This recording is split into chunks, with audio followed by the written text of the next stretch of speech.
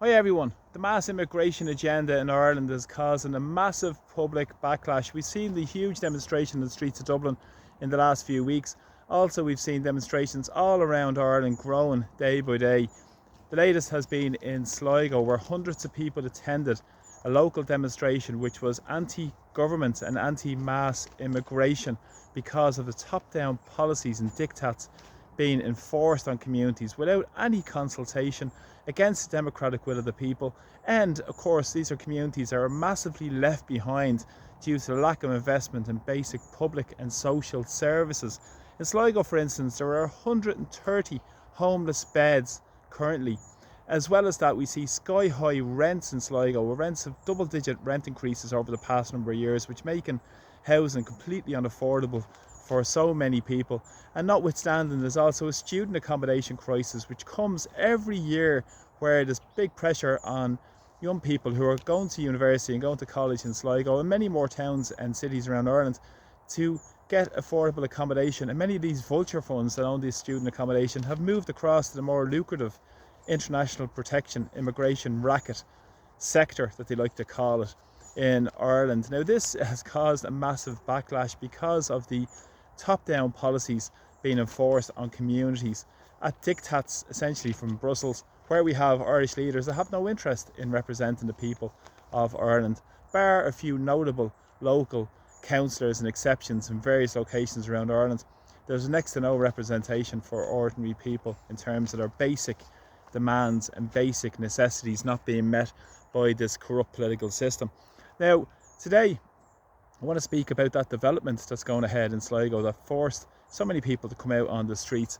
It's owned by a company called Bridtock Care Limited.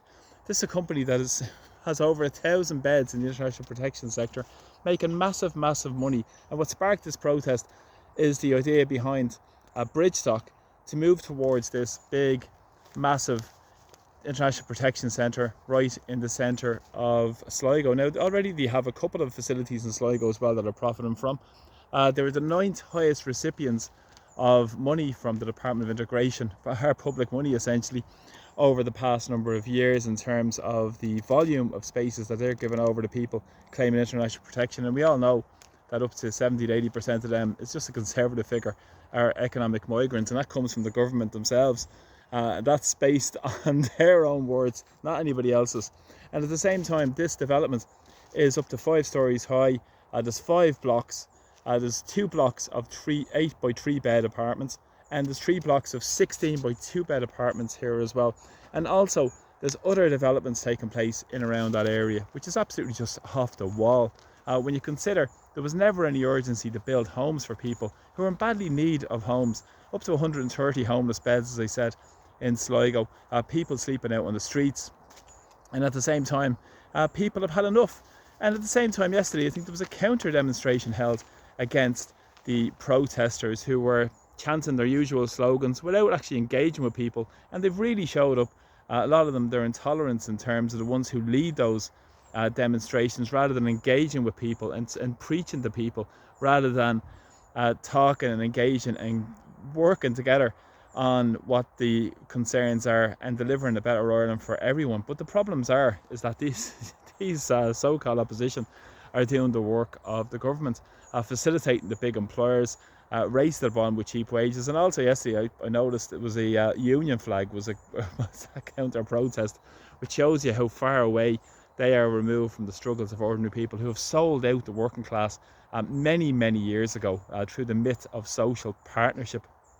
And of course, Bertie Ahern said many years ago, he brought forward the Industrial Relations Act in terms of stopping workers striking essentially for their rights, which just goes against the whole notion of the fighting unions. So unions are a billion miles away from those unions that were founded by Larkin and Connolly well over 100 years ago, that stood up for workers and stood up on the streets for workers in solidarity for basic rights.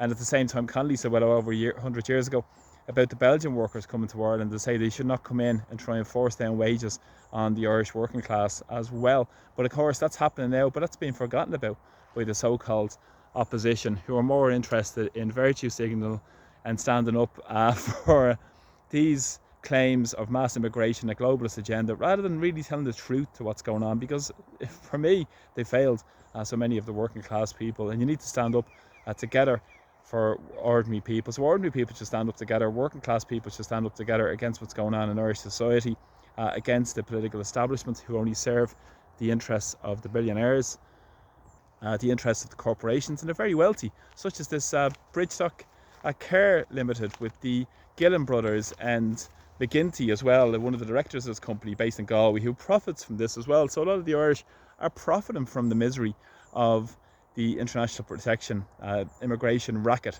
scam that's taken place in Ireland. Absolutely just madness. We need to start taking power back to our communities. And Article 6 of the Constitution states that the power should come from the people. The people are sovereign, and that's where we have to really keep those arguments and discussions going when we're standing up against this rotten and corrupt Irish political establishment. So thanks a lot for supporting my videos. Please subscribe to my channel also. So take care. Slán.